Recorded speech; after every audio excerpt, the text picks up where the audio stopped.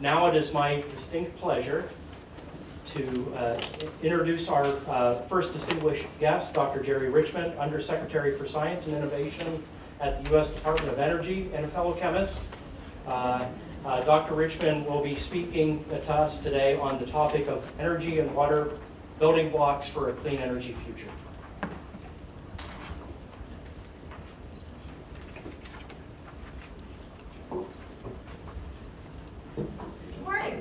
Good morning, everybody. It is super to be here. I hope you can hear me okay. Yeah, we're okay? Yeah, fellow chemists, okay. Yeah, we can talk periodic table later. Well, good morning. It really is an honor for me to be here. Thank you, Vice President Montoya, for taking the time to be here with us and those words. And I want to also thank Dr. Pendergrass for hosting us here today, and Dr. Kevin John and the iWest team for organizing this event. Thank you all so much for attending, and what a great turnout. So in the Department of Energy, I oversee a pretty large portfolio. This includes the Office of Science, which is all of the fundamental science that we do in the Department of Energy, all the way from different areas of physics, as well as material science, chemistry, physics, and computer science and engineering, as well as the applied offices, such as the Office of Electricity, Energy Efficiency and Renewable Energy, Fossil Energy, Carbon Management, and Nuclear Energy. So both the basic and the applied science. And much of our work connects with water. Whether we're producing steam to make electricity, studying how climate change is really affecting all of us, and especially different aspects of the energy-water infrastructure, and also new technologies for water and also energy. So I come to you as a professor of chemistry for over 35 years at the University of Oregon. I taught 20 years of introductory chemistry, mostly to students that did not want to take science. But I remember back in the 90s, maybe late 80s, when I showed them that curve for the carbon dioxide increase in the atmosphere and how it was growing, at a time when people really didn't understand it or didn't believe it. And so I hearken back to, in my mind, visually having that in those days, transparency in front of me, being able to show the students what was going to happen. And even then, I didn't really understand the seriousness of it. So being at Oregon for all these many years, too, water has been a pretty special place, held a very special place in my heart. And when I focused on a good part of my life in my research, which is to understand the surface of water and how different pollutants get into the surface of water using really fancy laser systems. I'm really a laser jock. It's in many respects as much or more than a chemist. But I also, my family and I have two sons that are now in their 30s and early 30s. And every Thanksgiving, we would go out to our cabin, even when they were very young, and we watched the salmon come up the creek and spawn. The females die and the bears come. But that life cycle is what I feel when I talk to people at the Navajo Nation. That understanding how we are part of the whole system and that we have to honor the environment that we live in and not abuse it. So I just want to say that because it's something that I see as so important that so many of us can learn from you with regards to respect for the environment and especially respect for water. We're here to learn. I am here to learn from all of you. Yesterday, we were at Window Rock, where we had a wonderful opportunity to meet with Navajo Nation folks, as well as to be there with the Department of Interior and USGS and NASA, to learn a lot about the thinking about water. And that was really a great experience for me and also the team that's with me. So I first want to, though, give a shout out to those that are here from the Department of Energy. So you students, please go see them. So could I have a raised hand for anyone from our national laboratories or the Department of Energy, just so they know, students to find you. There's some back there too, so everybody should be looking around, 360, to see who everybody is that's here, because we are so keen to be working with you and learning from you.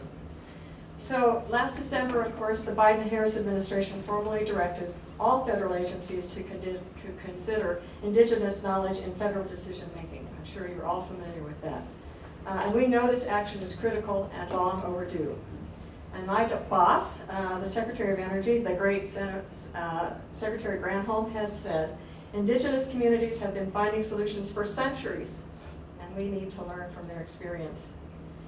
And 2 weeks ago, Secretary of Interior, the amazing Deb Haaland, spoke on behalf of the United States at the first UN Water Conference in 46 years, where she emphasized the Biden administration's all-of-government approach to secure, equitable, climate-resilient water and sanitation at home and abroad. And along with Assistant Secretary Trillo, right here in the front row, I had the honor to serve as part of the U.S. delegation to the event, or tribal and trans-government partnerships, along with regionally based integrated solutions for key themes. Yesterday at Window Rock, when we were ending one of our afternoon sessions, one of the speakers said, we feel somewhat, those of us in Navajo Nation feel somewhat inundated by these government people flooding us, coming to see us, talk to us, take a picture, and we worry we'll never hear from them again. You will hear from us again, because we can't leave you behind. So we believe that this is a unique moment of opportunity between a global focus on water and a recent bipartisan infrastructure law and Inflation Reduction Act funding to really, truly create this next iteration of climate resilient water and energy infrastructure, and to bring new infrastructure where it is needed most. I'm delighted to hear about the hydrogen proposal that's coming in from the 4 states that's probably compete with each other as much as they try to get along too. So it's really great to hear that collaboration. But to do that, all of this effectively, federal agencies need to take indigenous knowledge into account. So in terms of collaboration with us and DOE, and the Navajo Nation, we believe that you are rightly focused on securing the basic necessities of water and power for all households. It is unacceptable that you are still fighting for those basics.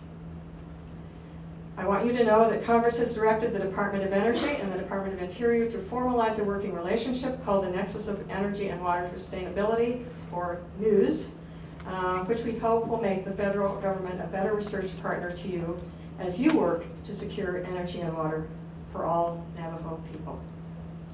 The NEWS working group, consisting of 10 federal agencies, is tasked with making sure that research and development on energy water issues is coordinated between both federal agencies and with local tribal and state partners.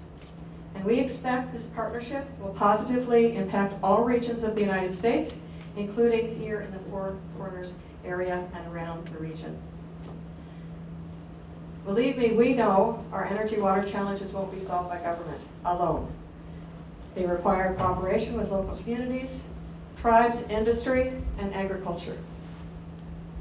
And at the UN Water Conference, we heard a need for global support for local action to address our energy water challenges, and that couldn't be more true than it is right now. And that means empowering everyone to work together, and especially our youth that are here to help lead as we go forward. So I want to finish up by highlighting a few opportunities for the students here today. At DOE, we do research and development in areas like energy efficiency, carbon reduction of water and reduction of water supply, treatment, and reuse, water efficiency and energy production, and industrial and manufacturing practices, and water climate modeling. We do a lot of stuff, and we want to get you all involved in this. We got jobs. Just want to let you know that. That's why we'll make sure that you're talking to those that teach students as well as the students to make sure that you connect with our DOE laboratories. So as you've seen, as I noted, there are two DOE laboratories in New Mexico alone. And that's pretty amazing, with Sandia and Los Alamos. And they can share directly with you the opportunities that come from their laboratories, and ways to enhance your education so that it can match with the needs of not just their laboratories, but also the needs of your communities and ways to move forward with innovation. So again, I invite you to talk with them. So in addition, last week, the Department of Energy announced the second round of Clean Energy Innovator Fellowship, which will place recent graduates at public utility commissions and other critical energy institutions.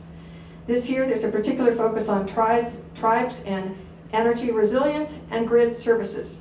If you're interested, please look up Clean Energy Innovator Fellowship and apply on the energy.gov website. Now, DOE also offers a number of other internship and fellowship programs outside the water space, which may have interest to many of you students too, and the faculty. And this can be found at energy.gov/DOE-STEM. But you can come up and ask any of us, and we'll give you those what those sites are. So as you all know, you are acutely aware of the drought that has plagued this region in recent years. Climate change intensifies water challenges and makes them more costly. The trees turning brown and dying, trees that have been there for decades. The flora and fauna changing. We heard a lot about that yesterday at Window Rock. We have to make sure that our water and energy infrastructure are climate resilient, equitable, and sustainable, and we need to recognize that water is part of a system, connected to energy, connected to food, connected to nature, connected to all of us. As many of you know and have tried to teach your children every day. Well, the federal government is finally starting to catch up. Treating these systems as connected makes us better to address growing challenges. And we're finally recognizing that sometimes the best, most resilient, and sustainable technologies are nature-based and based on many of the things that our indigenous communities already knew. We have to learn from. So I'm pleased to announce today that DOE's Office of State and Community Energy Programs, we call it SCEP, the Community Energy Programs for Energy Efficiency and Conservation Block Grant Competitive Program, is issuing a funding opportunity announcement, an FOA, for $8.8 million to local governments and tribes. That's the Office of State Community Energy Programs, or SCEP, Energy Efficiency and Conservation Block Grant Competitive Program, $8.8 billion to local governments and tribes. This new program will support communities that reduce carbon emissions, reduce energy use, and improve energy efficiency in transportation, buildings, and other sectors. I know there's not enough money. We need to figure out how to get more. But at least we can get some work done now, because we still do believe that it's an important step in the right direction. And I also want to highlight another DOE funding opportunity. This is even more. This is for $50 million for tribal clean energy projects to install clean energy generating systems or community energy storage and to provide electricity to tribal buildings which would otherwise be unelectrified. DOE's Office of Indian Energy is running the funding opportunity, and the applications are due by May 16th.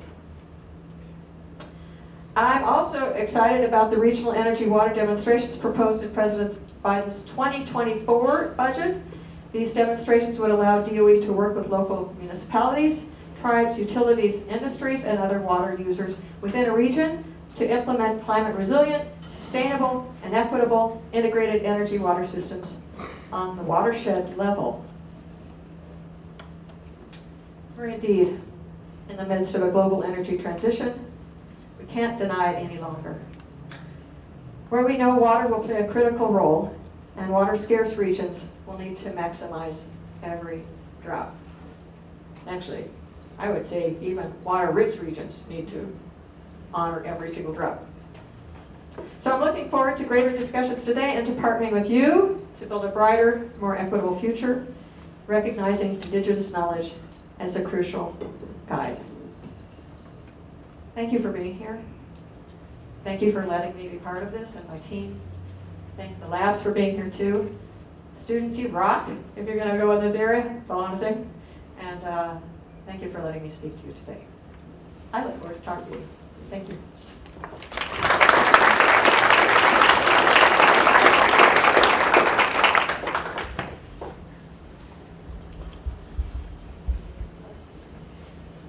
Thank you, Dr. Richmond. Our next distinguished guest is Ms. Tanya Trujillo, Assistant Secretary of the U.S. Department of Interior.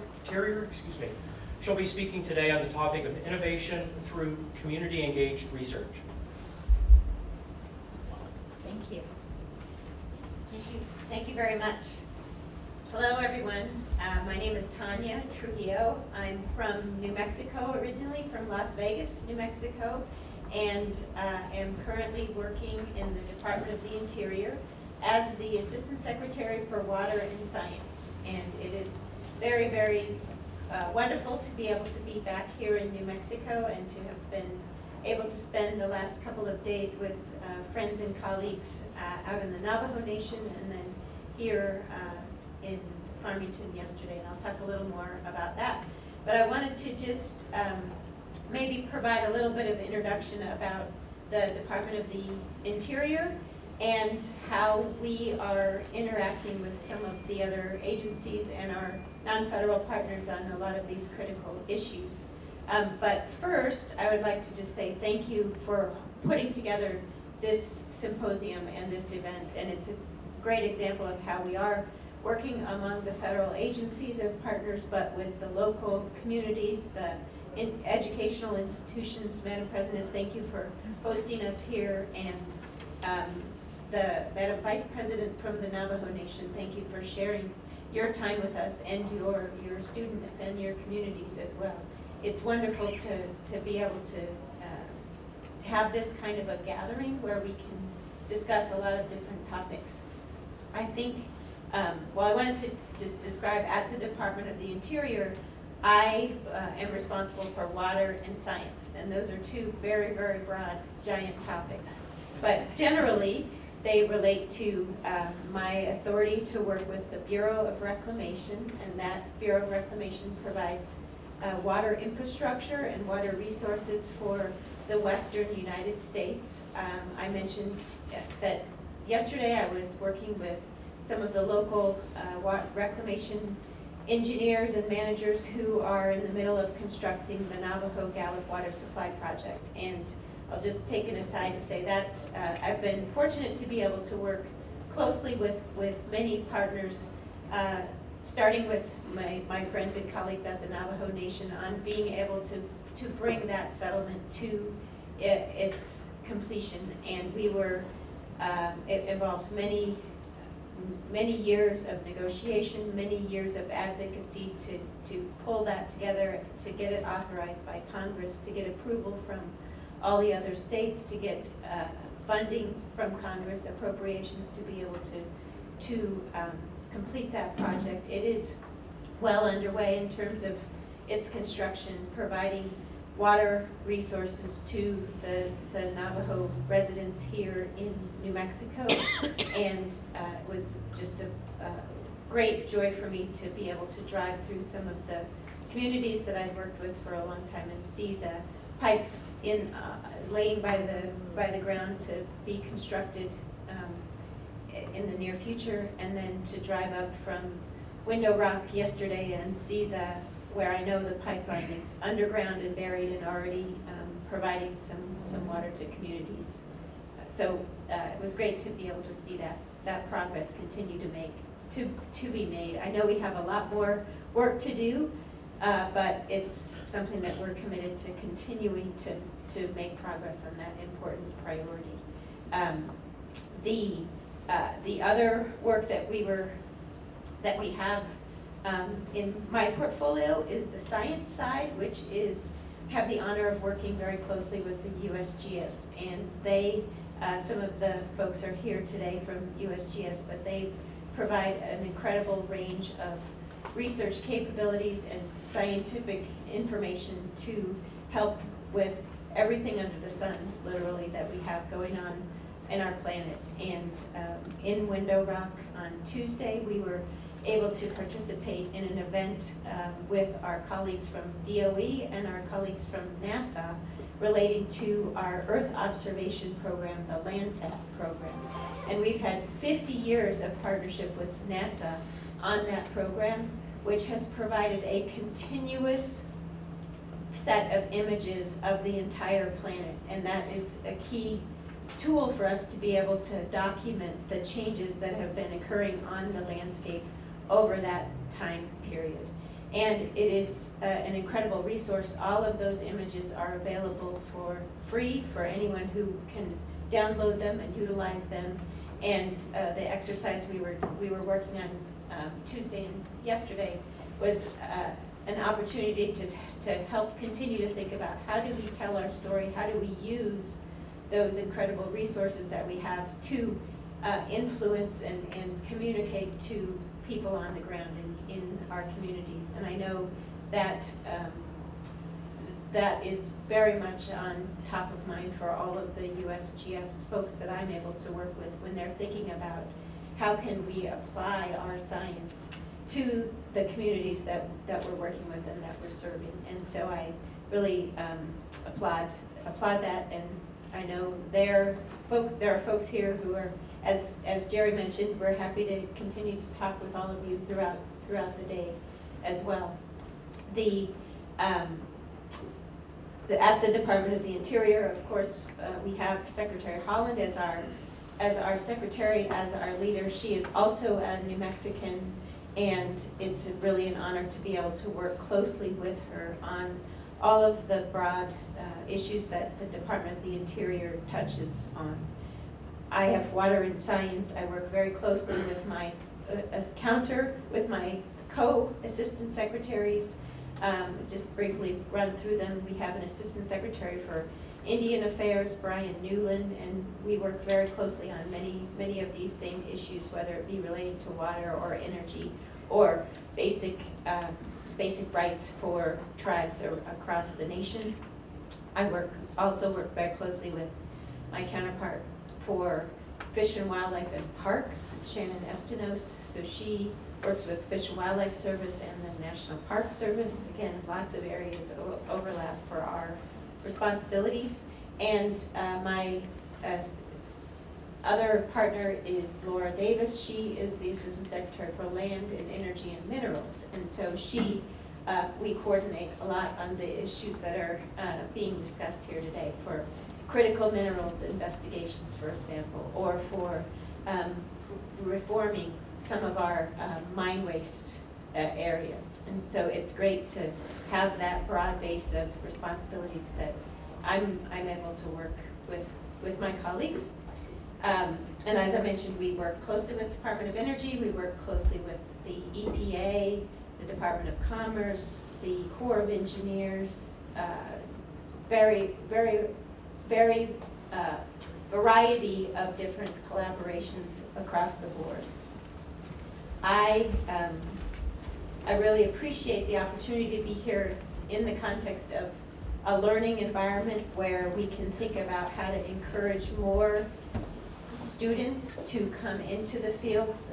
My bias is for water and science, but there's a broad range of technical expertise that we know we're going to need to develop those skills and those students into the future. So it's great to be able to be here at San Juan College. And I want to also acknowledge, I know Navajo Tech University is represented here, and really great resource. I had the opportunity to learn a little bit about the university this morning, and I want to congratulate the Technical University on all of the accomplishments and the great progress that continues to be made to help serve the communities here.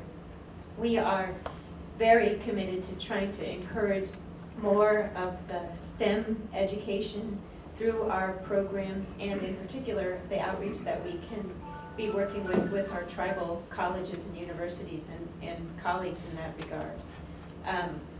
The topic that I'm speaking about is very broad and I think can be interpreted in a lot of ways. And so what I was going to do is just highlight some of the interesting programs that we have underway at the Department of the Interior. And I think it'll be something that I hope will be able to spark some conversations or discussions later in this conference. I should confess from the start, I'm not a scientist. I'm a lawyer, and I'm a water lawyer. I've been working on Western water issues for my entire career, but all along the way had worked very closely with technical experts. And so I think it's, to me, it's very, very natural to assume that we're always going to have to be having a multifaceted conversation when we're thinking about these types of issues. So always have that framework in mind for how we're approaching our discussions. I will start off by just emphasizing the really unique program that we have with our Earth observation capabilities and the Landsat program in particular. It's something that I've had the honor to learn about, was able to go to California and see the launch of the most recent satellite we have, which is Landsat 9, and was able to participate in the handoff from literally of the controls of that satellite from NASA to the U.S. Geological Survey, USGS folks, and they have a massive data center in place in South Dakota where they are constantly maintaining and cataloging and utilizing the images that come in from that program. There's a global network of scientists that are working together on those, and always trying to think about how to improve the capabilities and the tools that program provides. We're already well underway in the planning for the next version of that program, which is going to be called Landsat Next, and it's going to include even greater range of capabilities that will help us with programs such as what we're going to be talking about today. How do we use these images from our satellites to characterize the land that we have right surrounding us? I know we are working on several different types of Earth observation programs, not just from the satellite, but also with some of the lower range sensors. I'm going to talk a little bit more about how we're using some of those capabilities with respect to our minerals research in particular, which has been a highlight or a priority for us now, especially in the context of, as the President said, thinking about our renewable energy programs, thinking about the need for more critical minerals to make sure we do have a sustainable supply to fuel our economy literally into the future. We are always working on these programs with the mindset of trying to think about how to diversify our population, our employee populations, diversify our outreach to the communities that we are serving. Some of the new programs that we have underway is we have a target goal of trying to do more through the Ensuring Opportunity in Natural Resources program that USGS is working on. We're going to try to use that as a way of making sure we are being as effective as possible in reaching more of the communities that we serve. I know we're emphasizing trying to do more training programs and technical assistance programs. In particular, we are focusing on some of the work from our Office of Tribal Relations and have technical training programs that are specifically geared to support our Native American populations. And some of the areas that our focus includes are surface water quality, collection training, surface water issues, GIS mapping, and one of the examples that I was briefed on was relating to the post-fire situation. So if we have terrain that has been impacted by fire, we need to be able to understand what the potential is for landslides, for example, or for runoff to cause impairment to the existing waterways that are below those existing features. So a great example of just practical considerations that are impacted by the research and the science that we have available. We have also training programs relating to coding and hydrologic analysis, so that can be very broadly utilized and defined. And then one of the areas of focus that we wanted to focus on, redundant, is the youth in education and science. So some of our STEM, again, the STEM focus for our priorities. We have some a pretty recent example of great partnering with the Tuba City Unified School District, where we were able to work with a group of 8th graders in the Navajo community, Navajo and Hopi students, to focus on water ecosystems, land resilience capabilities, and thinking about the resource stewardship, and always, as Jerry mentioned, with the thought of trying to utilize the indigenous knowledge capabilities that we have. And as Dr. Richmond said, we have that interest and that guidance coming from our president, from the highest levels of our government, in reminding us to make sure we are utilizing that incredible resource as we're thinking about how to make our decisions. I would point out the USGS actually has a series starting this afternoon for thinking about how to understand and apply and utilize the indigenous knowledge. And I think the first lesson that we have is that it's not one thing. It's a very broad area, and that's part of what we're continuing to try to learn about, how to understand and utilize the vast amount of information that's available. The guidance that we have from the White House identifies certain practices, but we know that we're always going to be needing to collaborate and to listen and to think through creatively how to improve our ability to utilize the additional information when it's coming in. So I did want to go back and focus a little bit on some of the particular mining related information and data that we have been collecting. One of the focus areas currently is to utilize our program called Earth MRI. It stands for Earth Mapping Resources Initiative.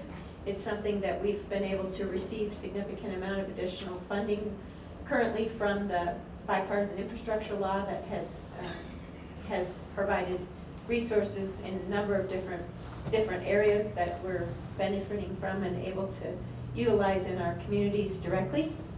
The Earth MRI program is an example of one of these observation programs that helps us be able to work with partners, again, on the ground. So it's a program that we partner primarily with the state geological surveys on, and it allows us to better understand the resources that are available in various areas. And it's already been utilized in several different states around the West, and has provided examples of more precise information, for example, in the Salton Sea area in California, where we're anticipating additional potential for development of lithium resources or critical minerals that can help us, again, with our fueling for programs like the renewable energy resources that we need. I was recently in Utah, had, again, the opportunity to think about how to utilize these new evolving technologies to help with resources such as the Great Salt Lake, and understanding the complex issues that exist in that area.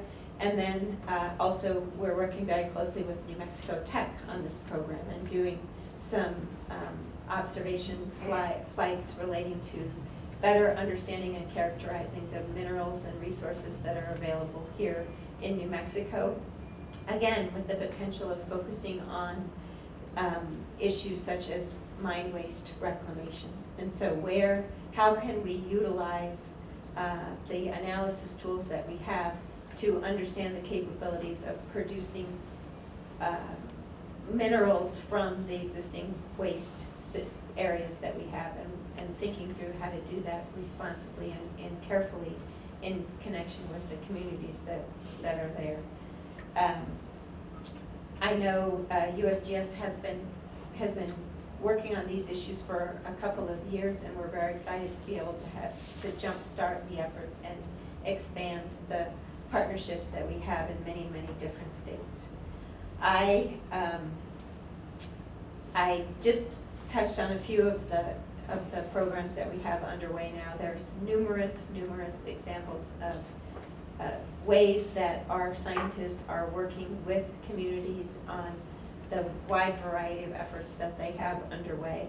I think again, coming back to the importance of making sure that we're being helpful and being attentive to the needs of our student populations in particular is definitely a priority. So it's good to be here at this event and thinking about this with all of you.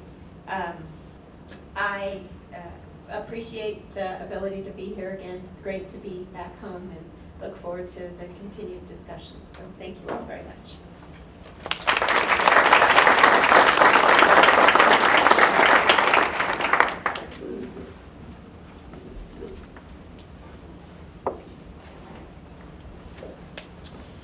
Thank you, Tanya.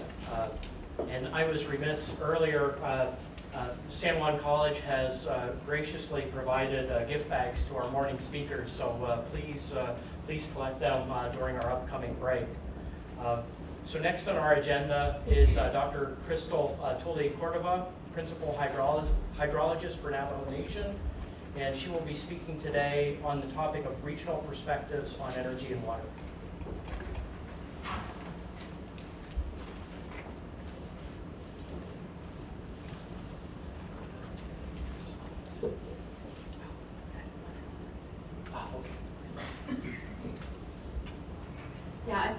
She Crystal Tully-Cordova Yanashiat Witch Eatney Nishlin, Kat Nezane Bushes Chin, Hashkan Hedzoha Edesha Shade Ho, Hitlini Edeshanalin, Bisto Klijanejgish, Dant Nasha, Navajo Nation Department of Water Resources Water Management Branch, Banashnish, Principal Hydrologist Nishlin.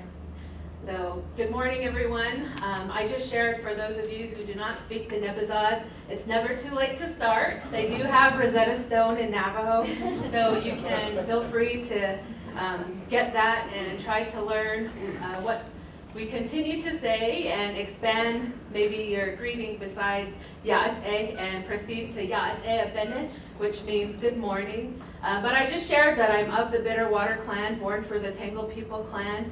My maternal grandfather's clan is the yucca fruit strung on a line, and my paternal grandfather's clan is the water that flows together. So within our identity as Dene people, there's a lot of relationships, particularly for me, with my identity revolving around water. But I was really pleased to be able to be invited here today to be able to share some remarks on the regional perspective. But I thought before going into that, considering we have a lot of students in the audience, I think sometimes it's interesting to have a perspective, right? Especially when you're barely starting your educational journey about what the possibilities might be as you continue your educational journey. And so I started at University of New Mexico in Gallup. I did so my first thing, I have to be honest, I wanted to go to the University of Hawaii, Manoa, and I wanted to be a marine biologist. And I got accepted to the University of Hawaii. I was really excited. I was 17 years old, and my dad said, "That sounds great, but how are you going to pay for it?" And I never had fathomed that a lot, and things in Hawaii are a lot more expensive than in the mainland. So proceeded to go to UNM in Gallup, then transferred to the main campus in Albuquerque. I started out then realizing my career at University of New Mexico didn't include a marine biology degree in the future. Thought I'd go to be an electrical engineer, and it wasn't that great. No offense to EEs in the room, but honestly, it just wasn't for me. It didn't feel this skill set that I had. I was having trouble making this computer talk to this computer. My life was really related to spaces and periods, and it could be detrimental to my own program. So needless to say, I proceeded on to something that I really enjoyed. And something I really enjoyed, if you've ever driven on 491 or I-40 or 264 or 191, those highways in the Four Corners region, one thing that really stands out to you is the beautiful geology.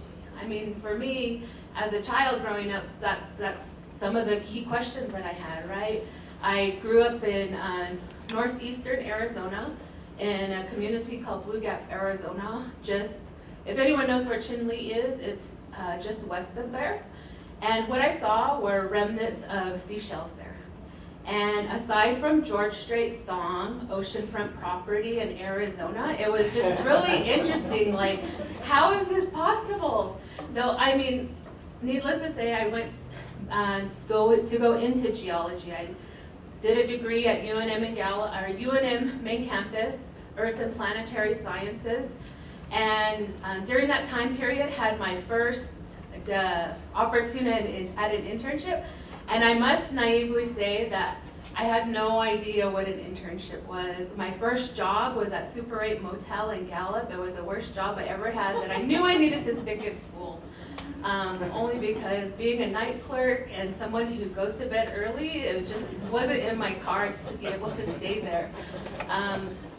But once I realized what I really enjoyed, those internships, if you've never done an internship and you're a student, I highly encourage them.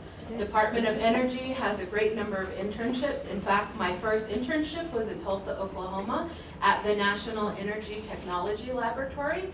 I then proceeded on to many DOE laboratories. I worked at Lawrence Livermore National Lab, Pacific Northwest National Lab, and worked 8 years at Los Alamos National Lab. Instead of doing work study, I commuted from Albuquerque to Los Alamos 2 days out of the week. If you ever have driven to Santa Fe, that's not the distance to Los Alamos. It's twice that distance.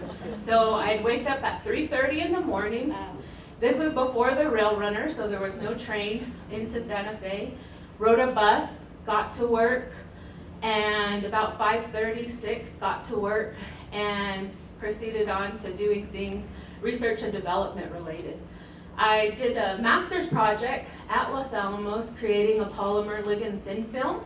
And that polymer ligand thin film, I mean, it was like literally every day mixing polymers and ligands, trying to find this magical combination that could be able to resist current, but also be able to detect radioactivity. In an event like, Fukushima, you could put it in the water and use it as a radioactivity screening device. And so that's what I did for my master's. A lot of cuts happened. I did get my master's, but what I realized is the people who weren't getting cut were the people who had higher educational degrees. And so I wanted to be those people that weren't first on the chopping block to be let go if the economy had changed. And with that being said, I proceeded on to get a PhD at the University of Utah in aqueous geochemistry. It was in geology. My master's is in water resources with a focus in hydroscience. But I wanted to share that because I feel like having that understanding of who you are, where you're from, I know sometimes when you go to college and there's just, you turn 18 and it's like your life is yours and you can do whatever you want. But then when you really realize, what are my passions? What do I like to do? And what I really like to do is I really like to work in water. Ever since 4th grade, my 4th grade science project was a water filtration project, and it was just, one of those things that was just meant to be for me to be in water. And as a hydrologist for the Navajo Nation, I work on water rights as a technical committee member. In addition to that, work on regional water supply development, implementing projects like Navajo Gallup Water Supply Project, soon to also be, projects that come from Navajo-Utah Water Rights Settlement funding. In addition to that, work on all things Colorado River related. So if you've ever heard in the media and news, Lake Mead and Lake Powell are dropping, that impacts us, that impacts this region, and it's important to have that understanding. The Colorado River Basin extends across, it's a binational system. It's in the US, it's in Mexico, It spans across 7 states: Wyoming, Colorado, Utah, New Mexico, Arizona, Nevada, and California. And there are 30 tribes in the Colorado River Basin. I know, one of the things Navajo covers as well is the Rio Grande Basin, but a significant portion for our settled water rights are in the upper Colorado River Basin. So that's important. It's also important to this region, right? When you think about where did the water come from to support San Juan Generating Station, the Four Corners Power Plant, you think about Navajo Generating Station, all of those waters came from, Colorado River water. And so with that being said, 60,000 acre feet combined came to produce water to support coal burning generation. So that's the first aspect, right, of having an understanding of that connection between energy and water. But one other thing that I wanted us to also consider is food. Because there's a strong relationship between the nexus of food, energy, and water. If you go up on the hill here where Navajo Nation starts, what you'll see is the Navajo Indian Irrigation Project that was authorized by Public Law 87483. That provided the opportunity and was authorized by Congress to be able to be built where it's at, to be able to use the water that it uses. In addition to that, I think when we think about the food, energy, water nexus, it's important to think about the things that we don't see, right? Or the impacts that may be had. And when I'm talking about that, I'm talking about programs such as the San Juan River Basin Recovery Implementation Program. That program was authorized by Congress, will be soon sunsetting, but there's an effort to be able to reauthorize that legislation in an effort to be able to protect the Colorado pike minnow and the razorback sucker. Because of the Endangered Species Act, because of development projects like the Navajo Indian Irrigation Project, because of projects that were authorizing the different coal burning power plants, as well as projects like the Navajo Gallup water supply project, we have to also be in compliance to be able to, protect those species that have been here long before us. But when I think about all of these things and the challenges that we have in this region, one of the things that I really think about is the historical aspect.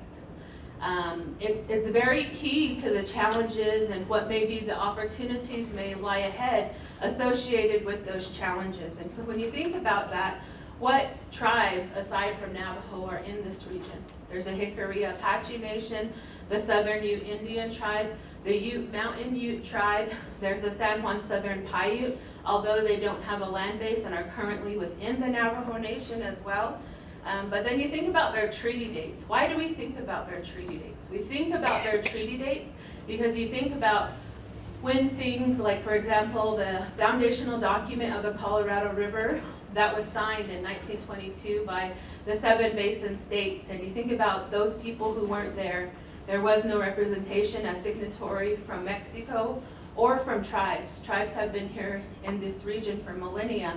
And so when you think about the way systems are operated, and then you also think about climate change impacts on water, there needs to be a real understanding about how that balancing comes to be. Last year in November, the Secretary of Interior, Deb Haaland, put out a notice of intent stating that the 2007 interim guidelines were no longer sufficient to meet the hydrology of today, and that with the forecasted future hydrology, that it would not be sufficient for that. What does that mean, like in plain English to you? When I explain things to people who may not have that in-depth understanding of Federal Register language, what it really means is things are far worse than anyone ever anticipated them to be hydrologically.